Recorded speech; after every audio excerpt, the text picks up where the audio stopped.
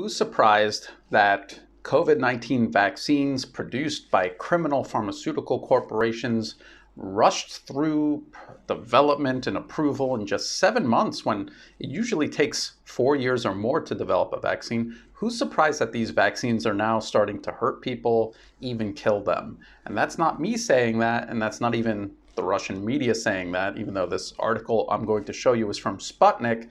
It's actually the Norwegian government saying this. The title of the article is COVID-19 Vaccines May Have Serious Consequences for Old and Frail, Norway Warns.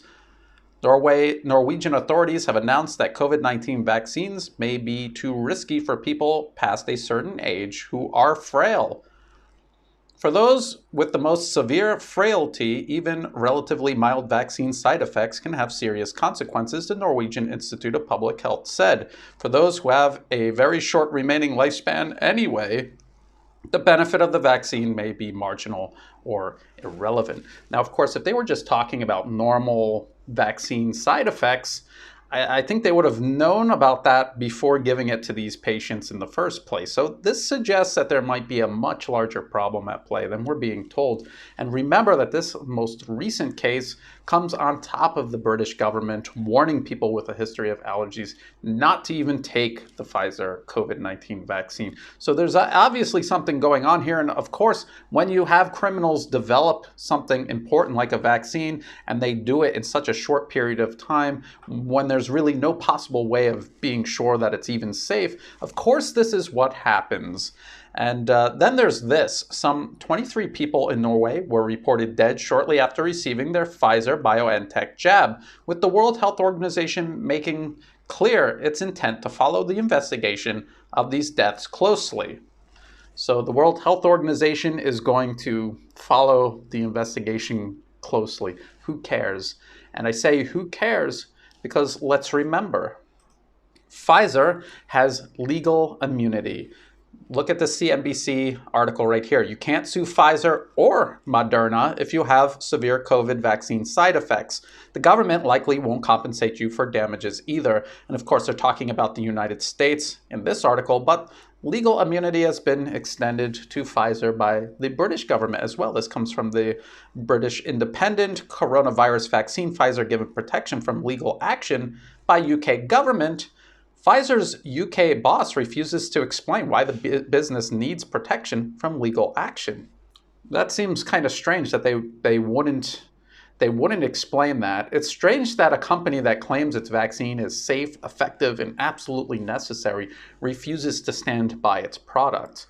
I think I know the reason why Pfizer's UK boss needs this protection from legal action. They're criminals.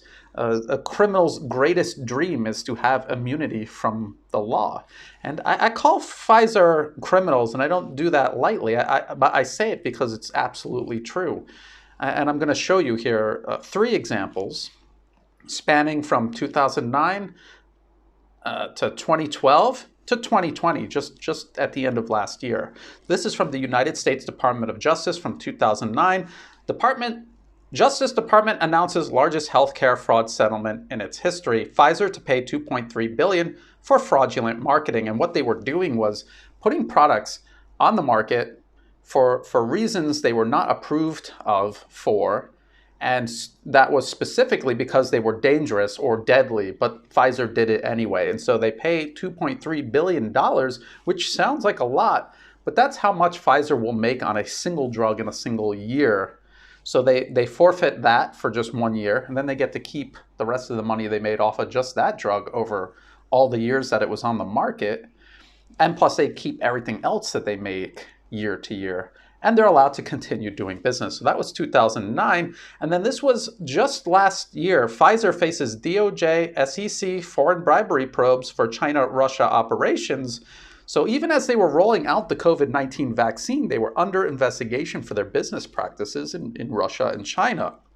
And this Fierce Pharma article also refers to a similar case in 2012 where Pfizer actually paid out $60 million to settle similar charges.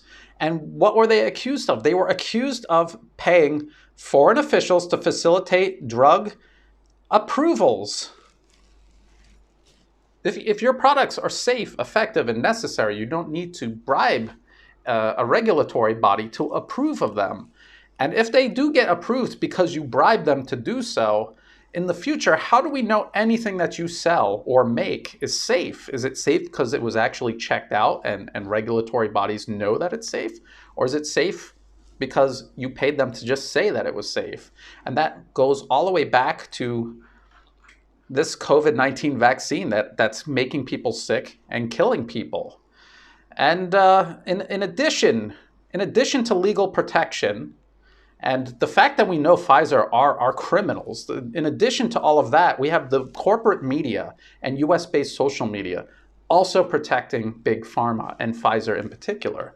This is from the Washington Post. Facebook steps up campaign to ban false information about coronavirus vaccines. And it says down here, Facebook will step up its efforts to remove false claims about vaccines that have been debunked by public health experts, the company said Thursday. Debunked by public health experts.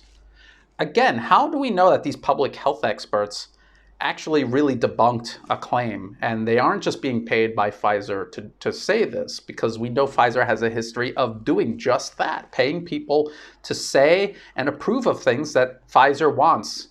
Contra to what might actually be true.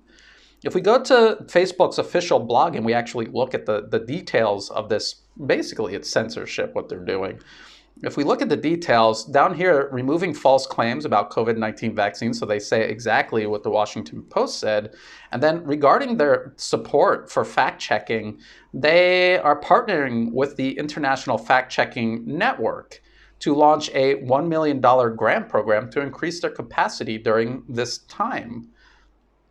And so who is the International Fact-Checking Network, and who are the members of this alliance? So we go to their official website and you can see it's AFP. It's all of these very small organizations that if you look them up, you will see almost every single one of them is funded by George Soros's Open Society Foundation or a similar corporate-funded foundation.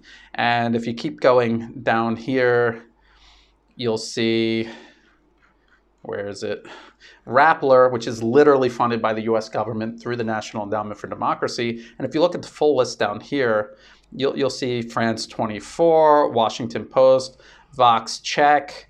And so between mainstream corporate media, who we know are liars, they lie about everything, and these smaller organizations that are funded by Soros and similar foundations, these are the exact same people who sold us the war in Iraq, the war in Afghanistan, the wars in Syria and Libya and Yemen. They're the ones that were lying to us about the riots in Hong Kong.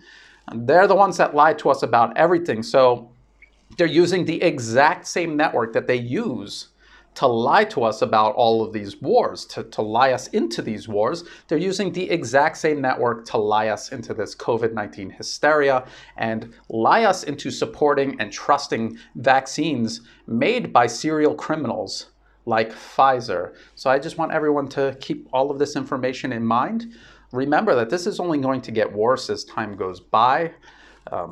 I'm going to keep talking about this. If you don't like my COVID-19 coverage, I'm sorry. I have been taking on Big Pharma for over 10 years, and I'm going to continue doing so. I don't trust them, and I don't think that this is the first time in recent history that the Western corporate media and Western governments are telling us the truth about something.